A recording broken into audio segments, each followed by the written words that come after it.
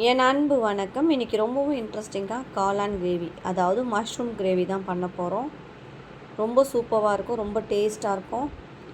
So இப்போ நம்ம எப்படி செய்யலாம், டைரெக்டாக வீடியோக்குள்ளேயே போயிடலாம். கேஸ் ஆன் பண்ணி ஒரு கடாய் வச்சுக்கலாம். கடாயில் எண்ணெய் ஊற்றிக்கலாம். ரீஃபண்ட் ஆயில் தான் நான் ஆயில் நல்லா காயட்டும். காஞ்சதுக்கப்புறம் ஒரு சின்ன பட்டை ஆட் பண்ணிக்கலாம். நறுக்கிய ஆனியன் ஆட் பண்ணிக்கலாம். ஒரு பெரிய ஆனியன் தான் கட் பண்ணி வச்சுக்கோ. உப்பு கொஞ்சம் போட்டுக்கோங்க. உப்பு போட்டு வதக்கும் போது சீக்கிரமாக வதங்க ஆரம்பிக்கும். ஸோ இது ஒரு சின்ன குறிப்பு தான். 1 டேபிள் ஸ்பூன் இஞ்சி பூண்டு பேஸ்ட் போட்டுருங்க. பச்சை வாடை போகிற அளவுக்கு நல்லா வதக்கி கொடுத்துருங்க. ஸோ ஒரு தக்காளி ஆட் பண்ணிக்கலாம். கட் பண்ணி வச்சுருக்க தக்காளியும் பச்சை வாடை போகிற அளவுக்கு நல்லா வதக்கி கொடுத்துருங்க. நல்லா குழஞ்சி வரட்டும். ஸோ இதுக்கப்புறம் கருவேப்பிலை, ஒரு கொத்து கருவேப்பிலை ஆட் பண்ணிக்கலாம். பச்சை கருவேப்பிலை தான்.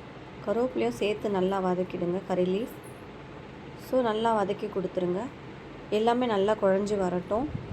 ஸோ மீடியமாக வதங்கினா போதும். வீட்லேயே அரைச்ச மிளகாய் தூள் ஆட் பண்ணிக்கலாம். 1 டேபிள் ஸ்பூன் ஆட் பண்ணியிருக்கேன் காரத்துக்கு ஏற்ற மாதிரி.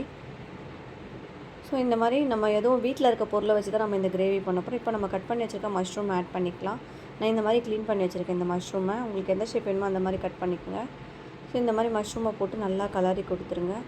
ரொம்ப டேஸ்ட்டாக இருக்கும். நிறைய ஹெல்த் பெனிஃபிட்ஸ் இருக்குது. மஷ்ரூமை நல்லா வதக்கி கொடுத்துட்டு தேவையான அளவு தண்ணி ஆட் பண்ணிக்கோங்க. ஸோ தண்ணி ஆட் பண்ணி நல்லா கலரி கொடுத்துருங்க.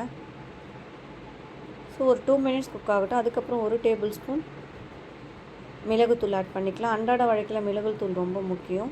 ஸோ மிளகுத்தூள் போட்டு நல்லா கலரி கொடுத்துருங்க.